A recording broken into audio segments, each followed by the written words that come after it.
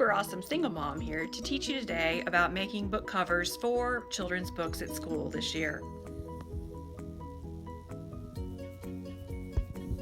Using tons of scrap fabrics or custom picked fabrics by your child, you can cover the books for the school year and give them a protective binding that children will treasure and take care of. We are required to get book covers at our school, and there are two choices between the stretch book covers, regular and jumbo. By taking the book and measuring out a piece of heavy interfacing called Shape Flex, used to use purse bottoms or sides, or for hat bills or collars, or even checkbook covers that we've made, we're going to take a piece of this and measure out a piece of the material as well as a piece of the Shape Flex to fit the book.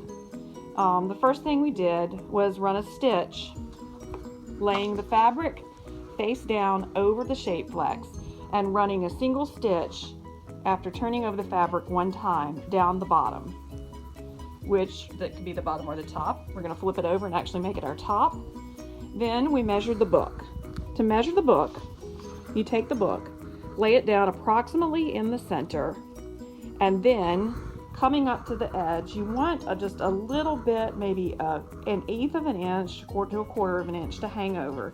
Too much and it would become rowdy and bending over and may fray, and just the right enough covers the book with a pretty little edge.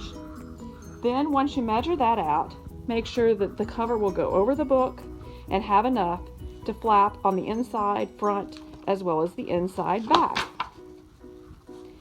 Once we have measured out from top to bottom our length or our width, we will take this material back to the machine and just do a single finishing stitch straight along the bottom as well. Now you want this stitch pretty close to the edge, maybe about an eighth of an inch, so it covers as close to the edge as possible and gives it a neater look.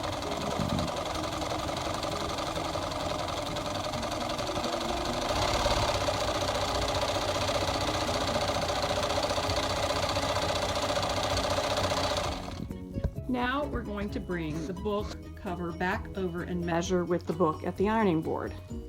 When I put the book on, I'm going to lay it approximately in the center, then fold the edges together to cover the book. Then we will need to make snug flaps for the inside and the back cover. You want to square up the edges as much as you can from the back flap and the front flap so that they fold over neatly.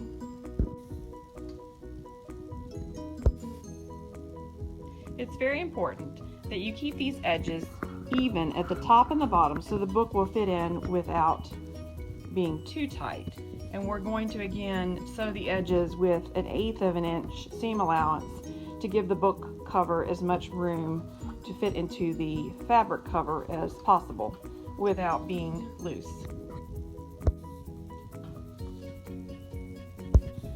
Use an iron to press these edges crisp before you take it to the sewing machine, and that will make it much easier and much neater.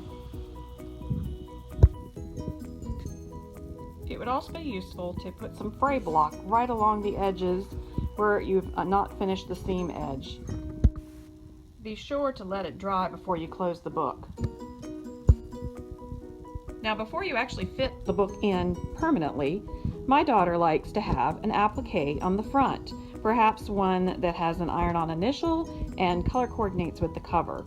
It is useful to do this before you put the book in because you'll be ironing on the front as well as the back of the book cover.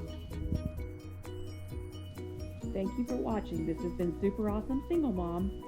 Return to my channel and subscribe.